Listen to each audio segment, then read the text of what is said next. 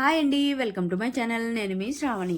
ఇవాళ అయితే నేను హై ప్రోటీన్ పన్నీర్ స్ప్రెడ్ ఎలా చేసుకోవాలో చూపించేస్తాను. ఇంట్లోనే చాలా సింపుల్గా అయితే అయిపోతుంది. ఇదైతే ప్రాసెస్ కూడా చాలా సింపుల్గా అయిపోతుంది, చేసుకోవడం కూడా చాలా ఈజీ. అలానే ఇదైతే శాండ్విచ్కి అయితే చాలా బాగుంది. నేనైతే ఆల్రెడీ ట్రై చేశాను కూడా. ఈ విధంగా ప్రోటీన్ స్ప్రెడ్ అనేది ప్రిపేర్ చేసేసుకొని ఫ్రిడ్జ్లో స్టోర్ చేసుకున్నామంటే ఎప్పుడు కావాలంటే అప్పుడు పిల్లలు అడుగుతూనే ఉంటారు కదా శాండ్విచ్ కావాలని. ఎప్పుడు కావాలంటే అప్పుడైతే ఈజీగా అయితే శాండ్విచ్కి వెజిటబుల్స్ అన్ని స్టఫ్ పెట్టించేసి ఈజీగా సింపుల్గా ఇచ్చేసామంటే సాస్తో అయితే బాగా ఎంజాయ్ చేస్తారు పిల్లలు అయితే కదా. సో మీరు కూడా తప్పకుండా ట్రై చేయండి, చాలా ఈజీగా కూడా అయిపోతుంది. ఇక లేట్ చేయకుండా అయితే ప్రాసెస్లోకి అయితే వెళ్ళిపోదాం. ముందుగా అయితే ఒక మిక్సర్ జార్ తీసుకోవాలి. ఇందులోకి అయితే కొద్దిగా పుదీనాని వాష్ చేసుకొని వేసుకోవాలి. అలానే కొద్దిగా కొత్తిమీరను కూడా వాష్ చేసుకొని వేసుకున్నాక ఇందులోనే హాఫ్ లెమన్ స్క్వీజ్ చేసుకున్న జ్యూస్ని అయితే వేసేసుకోవాలి. తర్వాత కొద్దిగా పచ్చిమిర్చి, అలానే పావు కప్పు దాకా పెరుగును వేసుకోవాలి. అలానే అదే కప్పుతోనే ఒక కప్పు పన్నీర్ క్యూబ్స్ అయితే వేసేసుకున్నాను. తర్వాత వెల్లుల్లిని ఆయిల్లో బాగా మంటను సిమ్లో పెట్టుకొని ఈ విధంగా బ్రౌన్ కలర్ వచ్చేంత వరకు ఫ్రై చేసుకొని వేసుకోవాలి. వేసుకున్న తర్వాత అయితే ముందుగా వాటర్ ఏమీ యాడ్ చేయకుండా మిక్సీ పట్టేసుకోవాలి. ఆ తర్వాత కొద్దిగా వాటర్ యాడ్ చేసుకొని ఈ విధంగా స్మూత్ పేస్ట్ లాగా అయ్యేంత వరకు మెత్తగా ఉండాలి.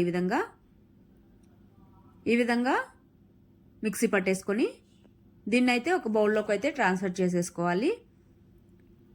నేనైతే అప్పటికప్పుడే యూస్ చేస్తున్నానండి. మీరు ఫ్రిడ్జ్లో స్టోర్ చేసుకోవాలి అంటే కంటైనర్లోకి వేసుకున్నారంటే బెస్ట్. తర్వాత ఇక్కడ కొద్దిగా సాల్ట్ యాడ్ చేసుకొని ఒకసారి మొత్తం బాగా మిక్స్ చేసేసుకోవాలి. కావాలి అంటే మనం మిక్సీ పట్టుకున్నప్పుడే కొద్దిగా సాల్ట్ కూడా వేసుకొని మిక్సీ పట్టుకోవచ్చు. తర్వాత ఇదైతే పక్కన పెట్టేసుకోవాలి. నేను ఇక్కడైతే దీన్ని శాండ్విచ్కి ట్రై చేశాను, చాలా అంటే చాలా బాగుందండి. ముందుగా అయితే ఇక్కడ నేనైతే బ్రౌన్ బ్రెడ్ తీసుకున్నాను. ఒక స్లైస్ తీసుకొని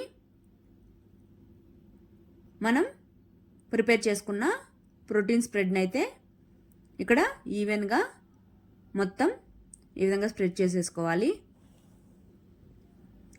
స్ప్రెడ్ చేసుకున్న తర్వాత వెజిటేబుల్స్ అనేవి మీకు నచ్చినవి అయితే వేసుకోవచ్చు. నేను మాత్రం ఇక్కడ ఆల్రెడీ టొమాటో, ఆనియన్, క్యూకుంబర్ అనేవి ఆల్రెడీ స్లైసెస్గా కట్ చేసి పెట్టుకున్నాను.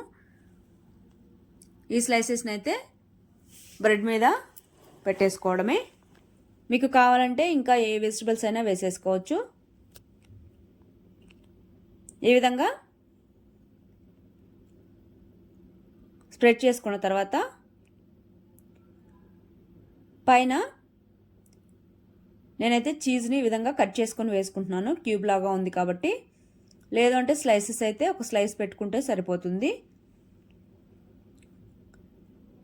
పన్నీరు వేసేసుకున్న తర్వాత మరొక స్లైస్ తీసుకొని దాని మీద కూడా ఈ పన్నీర్ స్ప్రెడ్ అనేది ఈవెన్గా స్ప్రెడ్ చేసేసుకోవాలి. స్ప్రెడ్ చేసుకున్న తర్వాత పైన ప్లేస్ చేసేసుకోవాలి. ఈ విధంగా నేనైతే ఇక్కడ లైట్గా బటర్ వేసి